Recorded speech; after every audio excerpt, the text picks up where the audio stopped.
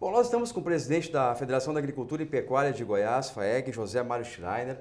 Qual a sua avaliação sobre o cenário atual do país? O senhor está otimista? Acha que a economia volta a crescer?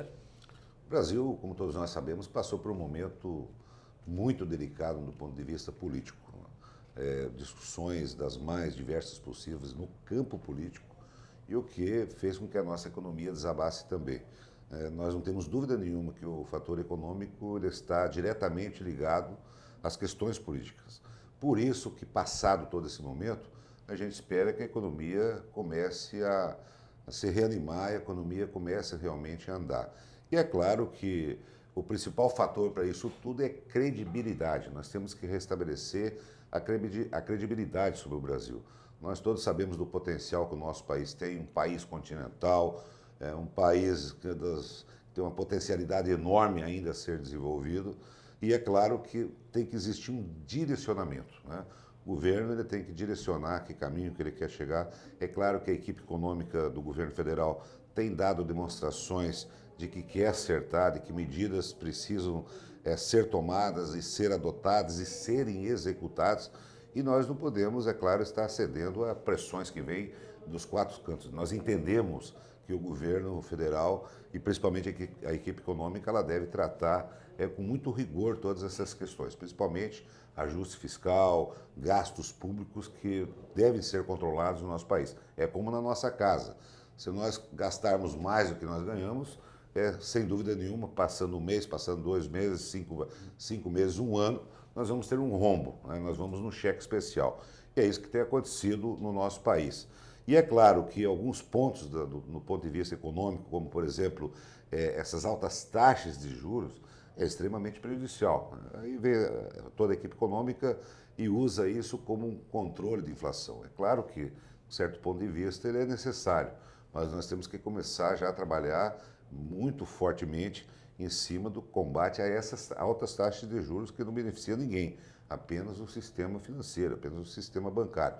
Então, portanto, eu acredito que a economia retoma, nós temos que observar algumas reformas necessárias ao nosso país, reforma tributária, reforma previdenciária, reforma trabalhista e a mãe de todas as reformas, que é a reforma política. O Brasil não suporta mais esse modelo político. Agora nós estamos aí vivendo um momento de eleições municipais e vendo novamente acontecer. É claro que houve algumas alterações nas questões das eleições, como proibição de doação de empresas à campanha política, mas de qualquer forma, se nós não mudarmos o modelo político, o modelo eleitoral brasileiro, eu acredito que aí nós vamos capengar, porque essa é a ponta e a raiz de todos os problemas que o Brasil vive, problema político, problema de corrupção, enfim, e nós temos que combater. Então, portanto, eu sou extremamente, tenho uma esperança muito grande no nosso Brasil, eu tenho uma confiança muito grande no nosso Brasil e esperamos que o governo federal e toda a sociedade brasileira comece a entender de que esse Brasil pode muito mais e que os brasileiros, acima de tudo, merecem muito mais do que têm tido. Agora, com a volta do crescimento, quais as perspectivas para o setor agropecuário? Tendência a voltar a crescer no ritmo mais acelerado? O setor agropecuário ele tem sido a âncora do crescimento, a âncora do desenvolvimento. Um setor extremamente moderno, um setor extremamente dinâmico e que tem dado aí lições grandiosas a muitos setores do Brasil e do mundo. Eu sempre tenho dito que não é o setor mais evoluído só do Brasil, mas talvez do mundo. Não há um setor que desenvolveu tanto como o setor agropecuário nos últimos anos. Os números mostram isso, né? O crescimento da nossa produção, a produtividade, com sustentabilidade, enfim, é um setor extremamente moderno. E é claro que os próprios dados hoje da FAO, mostrando a necessidade de nós ampliarmos a nossa produção mundial, a própria OCDE, que diz que até 2050 nós temos que praticamente produzir 50% a mais do que nós produzimos hoje, e que 50% desses 50% é o Brasil que vai abastecer o mundo. Então o Brasil hoje ele tem um papel central no mundo todo. Quando nós vamos tratar de segurança alimentar, quando nós vamos tratar de produção de alimentos no mundo, o Brasil ele não senta ao lado, ele não senta numa ponta, ele hoje está sentado no meio dessa discussão mundial.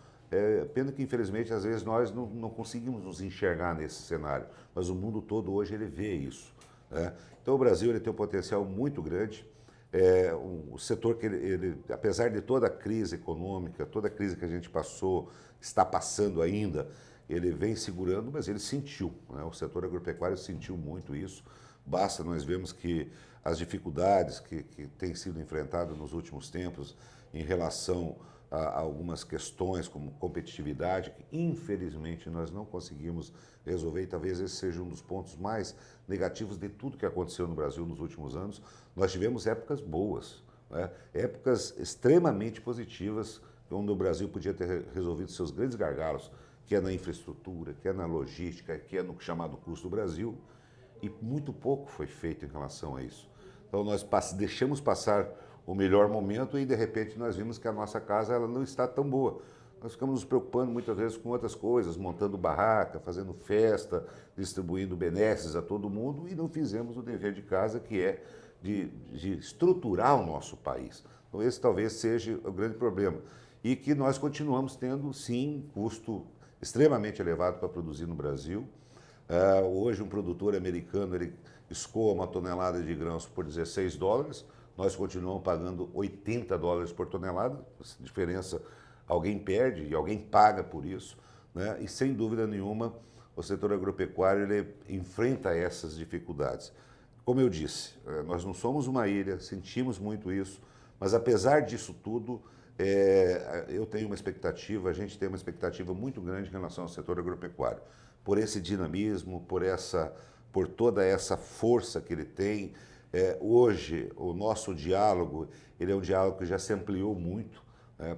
Nós temos aí estabelecido o diálogo com os vários países, com os vários blocos mundiais, seja na área comercial, seja na área diplomática, e eu não tenho dúvida que são pontos extremamente favoráveis, né? Nós estabelecemos, inclusive, ultimamente um diálogo Brasil e Estados Unidos tratando das questões que nós somos convergentes. E nós somos convergentes na maioria, mais de 95% das nossas tratativas elas são convergentes. Então são fatos extremamente importantes que nos colocam na vanguarda e sem dúvida nenhuma o Brasil talvez ele deixe de ser aquele país tímido, aquele país que se sentia menor perante os outros. Isso não quer dizer que nós somos maiores que ninguém, mas nós somos iguais e nós temos força. E hoje eu acredito que esses avanços, essas tratativas, esses tratados, esses acordos entre países, entre blocos, é extremamente importante e cada vez mais eu vejo o Brasil preparado para isso. Para ser uma potência mundial, não em armas, não em outras ações, não em ir à Lua, não em Marte, mas sim em ser um grande país no mundo, que é aquele que sustenta, é aquele que alimenta e é aquele que consegue produzir e, acima de tudo, colocar os produtos, não só aos nossos irmãos brasileiros, mas sim também poder oferecer ao mundo todo produtos com qualidade. Agora, na sua opinião, o que ainda pode ser feito para estimular o empreendedorismo no campo, principalmente dos pequenos e médios produtores? Eu tenho um ponto de vista muito direto nesse assunto. O pequeno, o médio, o grande produtor todos eles são importantes, todos. E tem uma importância muito grande. Mas os dados que nós temos, que a CNA tem e que as federações têm, nos mostram claramente. Hoje nós temos 75% dos produtores, mais 85% dos produtores que precisam de apoio, que são os menores, os médios e menores produtores. E os dados que nos levam a essa afirmação são muito consistentes. Nós temos 15% dos produtores que produzem 85% da produção, do valor bruto da produção. 15 produz 85%. E os outros 85 produzem apenas 15%. Estão produzindo muito pouco. Isso não quer dizer que são todos em propriedades menores. Tem algumas propriedades maiores também que estão produzindo pouco. Agora, o que nós precisamos fazer para inverter esse papel? Assistência técnica e gerencial. Por que esses produtores não estão produzindo? Simples, eles não nasceram sabendo. E ninguém foi lá mostrar a eles como produz. Houve um abandono total da assistência técnica no nosso país nos últimos anos. Então, portanto, além de nós vermos esses produtores, e é claro que o sistema CNA, federações, Senar, está fazendo, nós estamos investindo muito em assistência técnica e gerencial, estamos investindo muito em capacitação profissional. aos produtores, aos trabalhadores rurais, mas nós precisamos fazer um esforço para que o conhecimento que hoje nos leva a ser um dos maiores países em produtividade no mundo, em produção e produtividade, chegue também a esses produtores. Da mesma forma que uma pessoa, quando está com diagnóstico de uma doença que está incomodando, de problemas, vai procurar o médico, esse produtor precisa de um agrônomo, ele precisa de um veterinário, ele precisa de um zootecnista, ele precisa de um técnico agrícola, ele precisa de um engenheiro com conhecimento para poder lhe dar o diagnóstico e ele receitar o remédio certo. E é claro que muitas vezes esse remédio também ele não é goela abaixo, mas ele é construído. Então, portanto, eu não tenho dúvida nenhuma. Muitas pessoas têm pensamentos diferentes. Tem alguns que acham que os que estão produzindo mais têm que diminuir a sua produção, a sua produtividade para empatar com os que estão aqui. Tem muita ideologia ainda que pensa isso. Eu já sou exatamente o contrário. Nós temos que deixar os que estão muito bem produzindo e fazendo o papel que eles estão e pegar os de baixo, dar-lhe as mãos e fazer com que eles subam. Muitas pessoas enxergam esse produtor como um problema. Eu enxergo ele como uma solução. O solo dele é o mesmo, o clima dele é o mesmo e vem a pergunta, por que ele não está produzindo? Porque ele não tem acompanhamento técnico, porque ele não tem acesso às tecnologias geradas pela Embrapa, pela iniciativa privada que tem investido milhões em tecnologia. Hoje, a tecnologia agropecuária do Brasil é a melhor do mundo, nós podemos falar isso de boca cheia, é a melhor do mundo, evoluímos demais e esse foi um dos segredos do crescimento do agronegócio brasileiro, da agropecuária, foi ciência, inovação, pesquisa, tecnologia incorporada pelos produtores rurais. E a partir do momento que nós colocarmos isso a todos os produtores rurais brasileiros, nós vamos ver um crescimento fantástico. É claro que talvez nem todos vão dar conta de acompanhar, mas se nós tirarmos 30%, 40% dos produtores da situação que eles estão hoje, eles vão, em primeiro lugar, melhorar a sua qualidade de vida, dando dignidade à sua família, fazendo com que o seu filho que foi para a cidade muitas vezes não subemprego, porque ele não teve condições, ele não teve acesso ao estudo, ele possa estar voltando à propriedade do seu pai, da sua mãe, sendo um sucessor familiar, fazendo com que aquela propriedade que não produzia nada passe a produzir, estimulando esses jovens a voltar ao campo e a ficar ao campo. E, em segundo lugar, e importante também, vão ser geradores de riqueza. Eles vão passar a produzir mais. Um produtor que produzia 50 litros de leite, ele passa a produzir 200, não é o produtor que ganha. Claro que ele também vai ter os seus benefícios, mas o município ganha, vai arrecadar mais, vai gerar emprego, vai gerar renda e vai gerar qualidade de vida a todos. E um ponto fundamental, o desenvolvimento agropecuário, ele é a maior alavanca de desenvolvimento regional e local, porque a pessoa que melhora de vida, a pessoa que tem uma geração de riqueza maior, ela vai gastar o seu recurso aonde? Por exemplo, uma pessoa produz lá no interior do Rio Grande do Sul, ele vem a Porto Alegre, vai a Porto Alegre gastar? Não. Ele vai gastar lá no seu município, ele vai comprar um fogão novo no seu município, ele vai trocar o carro lá no seu município.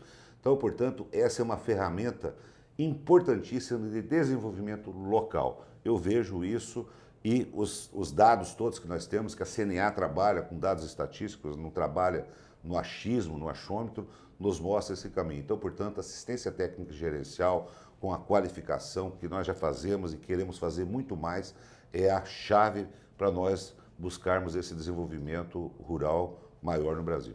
O senhor representa um estado importantíssimo na agricultura brasileira. Qual é a situação do agro em Goiás, as principais dificuldades e reivindicações dos produtores?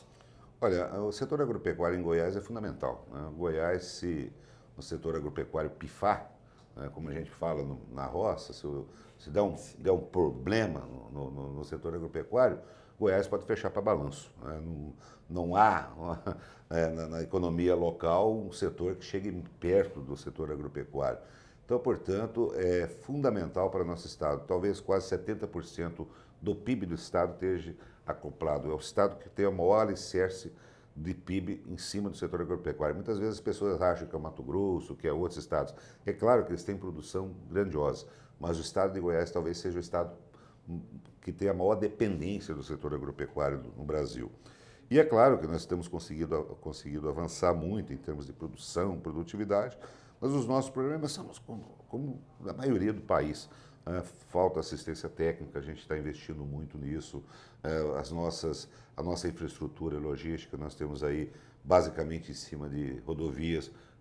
Tínhamos uma hidrovia que ficou parada 2 anos, nos causando um prejuízo enorme de mais de 10 milhões de toneladas de grãos que deixaram de ser transportada, causando um prejuízo de milhões de dólares aos produtores e à sociedade brasileira. Ferrovias a norte-sul já faz 30 anos que vai para frente, vai para trás, inaugura, não inaugura, vai gente presa, não vai, libera no outro dia, é uma confusão danada, né? E continuamos pagando caro no escoamento da produção, a sociedade paga caro, a dona de casa ou supermercado paga caro pelos produtos, muitas vezes por falta dessa infraestrutura tão necessária ao nosso país. E é claro, além do que hidrovias. E nós lá temos um problema made in Goiás, como a gente fala, uma palavra meio americanizada, né? Mas um problema interno nosso de Goiás, que é o problema da nossa distribuidora de energia elétrica, a CELG, né? A CELG eu sempre tenho dito que ela tem atrasado muito o desenvolvimento do Estado. Hoje, para você puxar um fio para ligar uma lâmpada de 60 watts, aquelas antigas, que hoje é de LED, mais moderna, é um trabalho danado. Então, portanto, tem atrasado muito. Eu até tenho usado uma frase, um jargão que eu falo que aquelas pessoas que sabem, que dirigem, sabem como é que é. Você liga o carro, pisa na embreagem, engata a primeira marcha e você solta, acelera e o carro não anda, o freio de mão puxado. Esse freio de mão chama-se CELG no nosso estado, ele não deixa o estado andar. Então, portanto, é um problema seríssimo. Existe aí uma ideia e espero que ela aconteça. Nós defendemos a privatização da CELG. O importante é nós termos a energia. É claro que tem que existir controle dos órgãos de controle em função de tarifas, controlar tarifas da energia elétrica. Isso é importante, isso é uma função do Estado. Agora, como não há capacidade de investimentos, nós temos que buscar solucionar o problema, porque a CELG hoje traz sérios prejuízos ao Estado. Na área da agricultura, vou dizer, na área de irrigação, na área de bovinocultura de leite, na área industrial, na área comercial, tem atrasado muito no nosso desenvolvimento. Por isso que nós defendemos abertamente a privatização da CELG. Claro que existem correntes políticas ao contrário, mas nós não podemos prejudicar o crescimento da nossa população, o desenvolvimento da nossa população e o crescimento do Estado em função de uma questão tão séria como essa. Ok. Muito obrigado pela entrevista. Eu que agradeço.